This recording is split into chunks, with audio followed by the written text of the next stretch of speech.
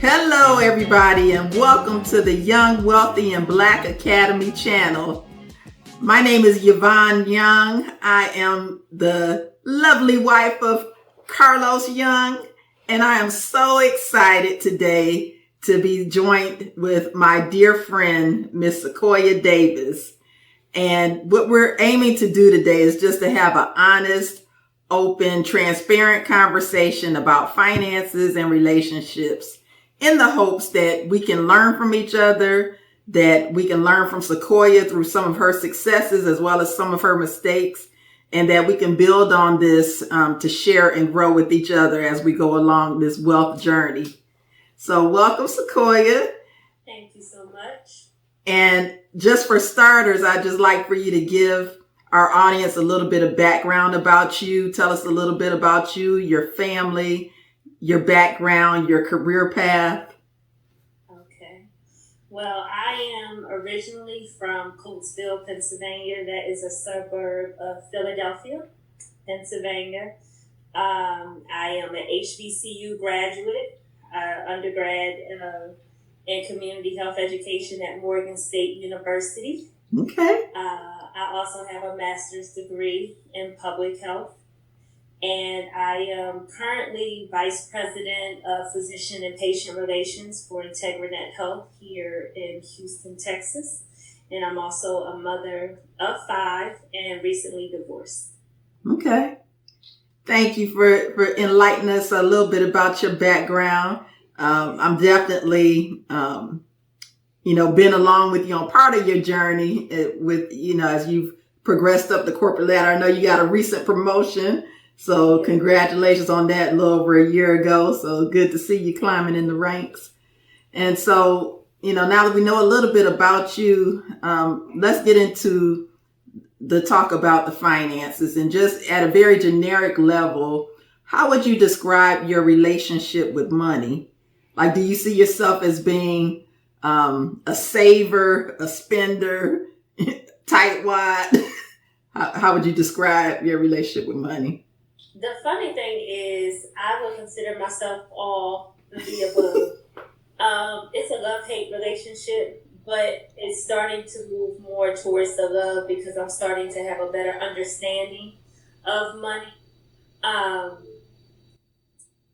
I really attribute, where I'm at now because of Carlos and yourself. It really brought an awareness to me, that I'm not going to be young forever.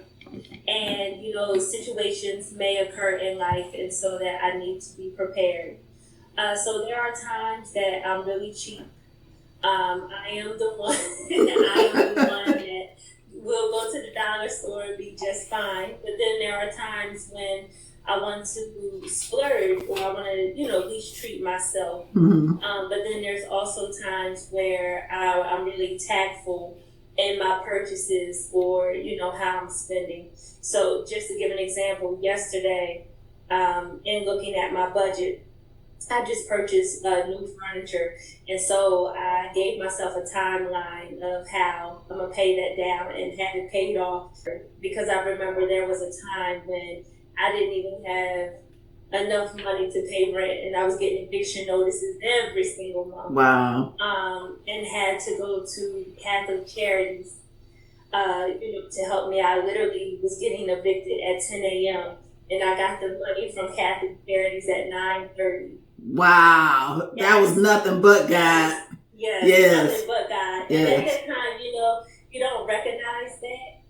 I was young. I was living in Baltimore, had just recently graduated. Of course, I had, my child. And so I had never really been taught financial literacy. It was just a matter of, I got to pay the bills and that's it. But I never knew how to pay bills or I guess I assumed that you have the money to pay the bills. If you don't have the money, you don't pay the bills. Instead of really coming up with a plan. And I think that's the key to all of it, is having a plan. Mm-hmm. Mm-hmm. So you've definitely come a long way since then. And you just mentioned that, there were some things that you didn't know, early on in your 20s. what would you say is the biggest thing that you wish somebody would have taught you about finances when you were in your early 20s that you think could have helped you along the way to be in a better position now at your current age? Wow, that's a good question. Budgeting or how to pay your bills. I can just recall having a $300 bill, and I would go and maybe pay the whole $300. So I really never knew how to pay bills, and I wish someone would have sat me down and said that. I really have always had a conversation about school and the things that we're teaching our kids. And I know they have accounting courses and they have, they used to have like home ec and things like that. But who really teaches financial literacy and what it means to pay your bills and what interest is and what, APR and all that kind of stuff is? Who teaches you that? So a lot of people learn by mistake. Right. And that's what we need to really change that. So if I could go back, I would really want someone to sit down and show me how. But where we see the breakdown, especially in the African American community, is that we really don't have many people that know how to do so. And because of the socioeconomic status of many individuals in our community, they don't even have the means. And a lot of people feel as though, I don't have money or I'm not making enough money, so I don't have to worry about budgeting because I'm not going to have money tomorrow. Instead of being proactive and even making a goal, even if you don't have the money at that time, but making a goal to, when you do get some money to do something, I think that could change the trajectory within our communities. For sure. Mm-hmm. So you talked about being in a state where you were getting eviction notices back in the day in your early 20s. And that's, I won't give your age away, but let's say it's been a little time since then, right? Yeah. So at your current state, how would you describe your current financial situation? I'm going to give you 4 different categories and you tell me which one best describes where you think you are. Would you say you're thriving, stable, struggling, or in a crisis situation? I am stable, moving towards thriving. Amen. Okay. Yes. Amen. Yes. Well, that's a big transition from where you came from. Yes. And Yvonne knows my story. Carlos knows my story. But it's a huge difference now. I'm able to save. I have a very good savings account. I'm not, now having to not buy things because I don't have the money, and that's just a blessing from God. That's yes. number one. But really listening to you guys, but also getting myself right with God, so I pay my tithes. And like I said, I really sit down and I plan out. I have a budget book that I do every single month, and so I have been able to really, see the fruits of my labor. I've been able to go on vacation, and some people use the money that they need for their bills to go on vacation with. Well, I can pay my bills and go on vacation. Mm-hmm. So it's a blessing from God, but it definitely took structure. So my next question gets into net worth, and I'm just going to give you a few ranges. I don't want to get too much in your information, but I want to get just enough to kind of get a sense of where we are. Because especially with Black women, you mentioned you're divorced recently. And so with single Black women, that's something that is a bit of a struggle for us. The average net worth for a single Black woman is in the single digits. I believe last time I checked, it was close to $5. And it's just appalling when you look at that. I mean, it's just so hard to fathom that that's the state of our reality. And when you think about it, it's like, well, how in the world could we have a median net worth of only $5? It's really because so many of our single Black women actually have a negative net worth. And so when you do the bell curve and you look at the negatives, versus, those on the higher end of the spectrum, that median number actually ends up only being about $5. When we speak of net worth, we're looking at your total assets. So everything you own, like if you own a home or if you own cars, your savings accounts, your 401k, any assets that you own. And then you would subtract out all of your debts. So if you had a mortgage or you've got car loans or medical bills or credit card debt, student loans, any of that will be subtracted from your assets. So just generally speaking, when you look at all of your assets versus all of your debts, where would you estimate your net worth to be? Would you say it was negative, between $0 to $20,000, between $21,000 to $50,000, 51 to 100? You were doing good. Okay. So you better than the average single Black. Keep going up. Okay. Better than 200,000? Not that much. And the reason why I have to keep on it is student loans. Okay. And so that was, one of those conversations. I was the first person in my family to go to college. My mom ended up going to college actually after me. So, the thought back in the 90s was, you got to go to college. You got to go to college. And honestly, the conversation with my own children is a little bit different now. I do look at college as a business now. I did not have this debt before I went to school. And I went to school, my undergrad, I had to have student loans. When I went to nursing school, I had to have student loans. Mm-hmm. And when I went and got my master's, I had to get student loans.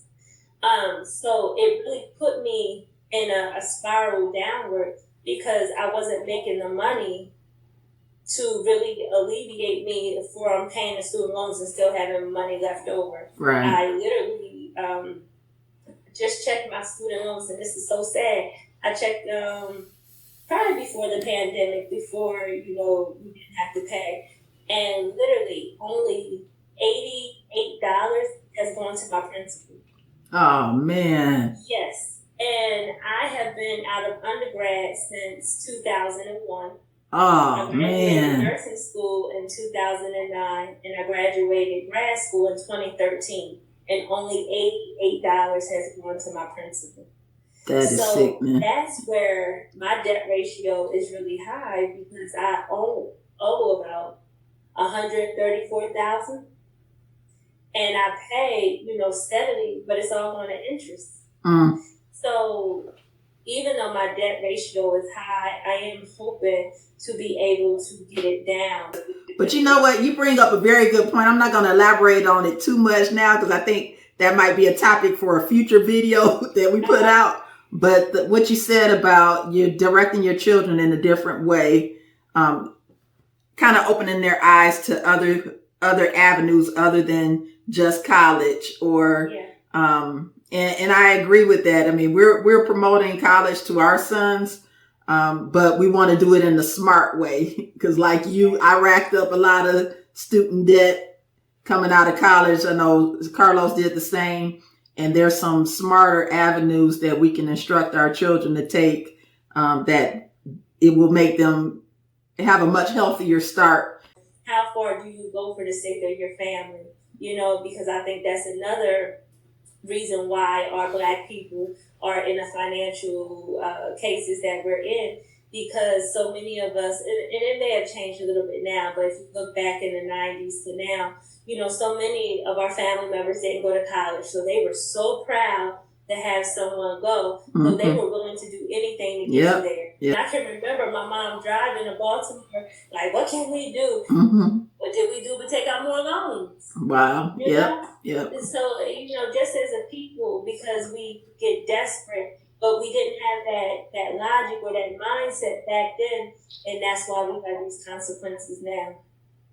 Talk to us, Cequoia, about some of your short-term and your long, maybe just give us one of each. Like if you had to pick a short-term financial goal, what is the one thing you say you're laser focused on for the short term?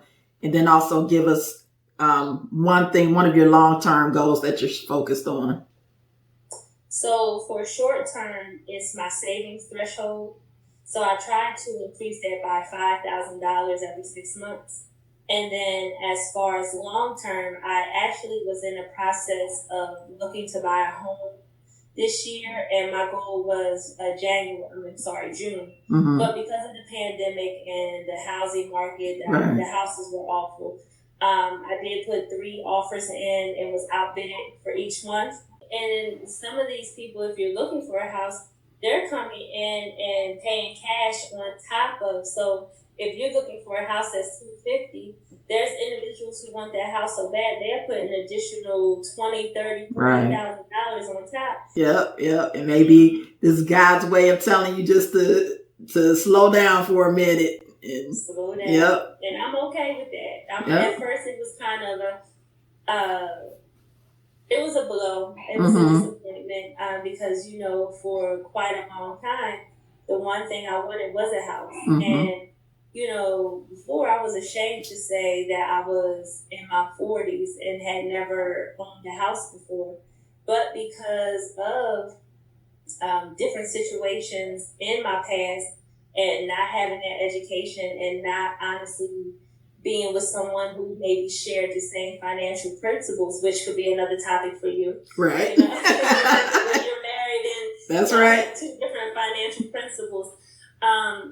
I wasn't able to do that. So it was definitely a blow because I really wanted to swing my keys and show everyone. But, God's timing. That's right. God's timing is going to be much better than mine. So. It's coming. We're praying with you on that. And when it comes, my prayer for you is that it won't be a strain for you. Like it'll be very comfortable. It won't be a strain for you to handle that mortgage payment, and that you'll have plenty left over to sock away at savings or to pay down your debt with these student loans. Amen. Yes. All right. So next question is a 2-part question. Okay. I want to know, what's the biggest blunder you've made with regards to finances, or which you would feel to be your biggest mistake? And on the flip side, what are you most proud of that you've done financially? My biggest blunder, honestly, was not paying my bills. And I have to. And maybe putting things that should not have been that important first instead of taking care of my bills. So one of the things that I really, it has really been hurtful when I have had to have my credit ran for whatever reason, is that I still have those history of missed payments. Mm-hmm. Even though those missed payments could have been 2, 3, 4 years ago, they're still showing up on my credit. Right. Which is giving me a low credit score. I'm not going to say it's low, but it's just very slow and growing. Mm-hmm. Because it shows those missed payments. So that's probably my biggest blunder. And one of the things for me is that, with me having 5 children, really trying to engage them in the world we live in. So my kids had to be in everything. They were in soccer, dance, basketball, AAU, cheerleading, everything. And it got to a point, especially with the dance, that I was paying the dance before I would pay my bills. Mm-hmm. Because I didn't want to disappoint my daughter. Right. And that's expensive. I know. Literally, the question was, do I buy groceries? Right. Or do I pay for her dance this month? And it got to be very stressful. And so that was a big blunder, for me, that I wish that I would have, number one, paid my bills on time. And then my success, I I think finally having the scales lifted from my eyes and finally recognizing the importance of having financial freedom and having that financial literacy. And I'm still growing with it. I mean, I'm trying to be like you one day, debt free, to get there. And so the first step was recognizing the problem. And so I've recognized it, and now I'm making steps to be better. Amen. Amen. Well, I applaud you on your journey. I see the light for you. And I see abundance in your future. So my prayer, yes, my prayers are with you. All right. So we talked a lot about finances. I'm gonna switch gears a little bit because I know you mentioned to us about your family. You mentioned that you were divorced, but I also know, and since we got this YouTube channel, it's a perfect entryway. I also know that you're open. I know that you are open to kindling new relationships. Yes. So I just want to put it out there. You never know who might be watching this. What wifely qualities do you think that you bring to the table, and what qualities would you look for in a potential mate or husband? I'm the full package. Hey!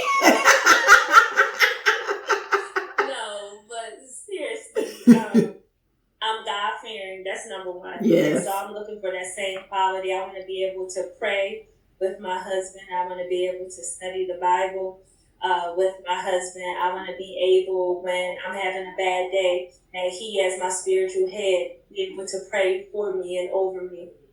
I'm just a support. I'm a team player. I feel as though we should be happy. I am going to treat my husband, my man, as a king. And honestly, I'm just going to be real. That's something I learned from my divorce. So even though my divorce was nasty, I did take some lessons out of it, and some things that I can see now that I did not do in my first marriage. And so I definitely want to make sure I don't make that mistake again. Mm-hmm. So I do want to treat my husband as a king. Not saying I didn't this time, but I want him to know how much I, adore him, and I want him to feel good and that he is a king. You definitely have to pick up the men, Right. And then as far as my children, I'm a good mother. Yes, you are. I can attest to that. Thank you. I'm able to talk to my kids. I have children at all different levels of the game, and I want them to understand that life is not easy. It's not going to come at you easy, but that doesn't mean that you can't make it. That's right. I'm real with my kids, So I definitely, one thing I cherish is that relationship that I do have with all of them. I like to have fun. I like to smile. Mm-hmm. So definitely someone who has character. I don't want someone boring. But I want somebody who is able to take the lead. And, we do this together, but definitely able to take the lead. I definitely want a man. Mm-hmm. I want a man. But that's it. I'm a very independent person, but I can be independent together, I hear you. And I just, looking for someone who's going to make me better, and I make them better too. I feel like I'm on a dating game. You like how I did that twist at the end? But if you out there. Right. Put something in the comments if you out there. I'll find a way to get you connected with Cequoia. Exactly. And you don't have to live here. So you open to long distance as well? I'm okay with long distance. Okay. I'm okay with long distance, yes. All right. Okay. Last question. Since we're talking about men, as you look back over your life, what men played a positive role in your life or had a positive influence on you? That's a tough question. And that's a question that, I'm going to be real. Mm-hmm. No one. Wow. I did not have a male figure in my life at all. So a lot of the mistakes that I have made, it was because I never had a man to show me what I should look for in a man. Mm-hmm. And that's just going to be real. I know I'm not the only one that was raised by a single mother. Right. And I was raised by my grandmother. Mm-hmm. Now, I will say, my grandmother was married, my grandfather was there, but my grandfather was not assertive.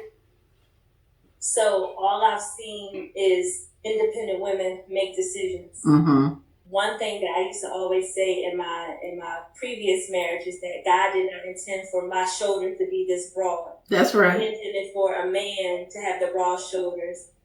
And so I am okay with giving over, if you will, the power. Mm-hmm. I know some women may not like that, but I'm okay with being submissive, because submissive doesn't mean that I got to bow down. Honestly, it's just me. I'm the only child.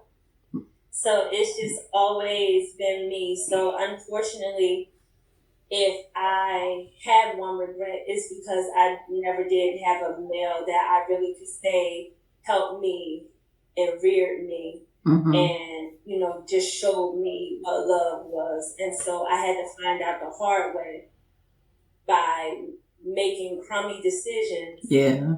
What love truly is. And honestly, I just probably learned what it is. Wow. And I'm almost 43. Yeah. Mm-hmm. So, well, I thank you for your honesty and your transparency, Cequoia. That's definitely something that we're looking to change, hopefully through this channel. We want to cultivate strong relationships, not just in terms of marriage between men and women, but strong relationships in the family. Mm-hmm. But having the father figure in the home, or for those, there might be men out there that don't have children, but they're an uncle, or they can serve as a father figure to some youngster that doesn't have a father. So we want to help to cultivate that and strengthen the bond in the Black family. Definitely. So. And that's important. That's actually one of the prayers that I have for my two youngest sons. It doesn't have to be a boyfriend or someone I'm involved with, but just a man that can really show them how to be a man, because I can tell them what I think a man should be, but only a man can really show them, what a man is. And if I could say anything, because, I have 3 sons. And so with my 20-year-old, he's had some struggles. And I think one of the biggest reasons why he's had those struggles is because he did not have truly a man, to show him what he needed to do, or when things got tough, how to cope. And I have always asked for men, and this is not here, but when we were in Pennsylvania, hey, could you take my son under your wing? Hey, can you do this? And, basketball was something that he did. And so I asked a lot of people if, hey, can you keep him under the wings? And we got a lot of guys, oh yeah, we're going to work with him, we're going to do this and we're going to do that. And they would never come through. Mm-hmm. And I just think if those guys did come through when he was at the age where he could really be molded, mm-hmm. that, some things possibly, would not have happened. So if I could just say a message that if you say that you can be a mentor, and that you can help someone, help a child, even if you're a woman helping a young girl, be about what you say, because you never know if someone's life is really, truly dependent on it. That's right. And I think that's just where we have that breakdown. I know you had mentioned, you had spoke about Sha'Carri Richardson. Mm-hmm. And I feel as though she didn't have any guidance. Mm-hmm. Because if you are in that position to where she was, there's no way that she should have been in the position to what she did. And I think that's just one of the biggest things, that we have to be our brother and sisters keepers. That's right. That's right. Well, God bless you, Cequoia. Like I said, I thank you for your openness and your transparency. I definitely think that people are going to be helped by your testimony. I think there's a lot of other women that are in very similar circumstances. You know, there's so many of our sisters that were in similar situations to where you used to be, and now they can see somebody that's kind of broke through and can get there too. So again, thank you. And for all of our viewers, we thank you for tuning in. If you like what you heard today, I encourage you to like the channel and to subscribe. In the future, we will be doing additional interviews like this with women, with men, with couples. So I think, again, just from hearing each other's testimonies, we can learn and grow together. So thank you. Thank you for being a supporter of Young, Wealthy, and Black Academy. And we will look forward to seeing you the next time. Take care.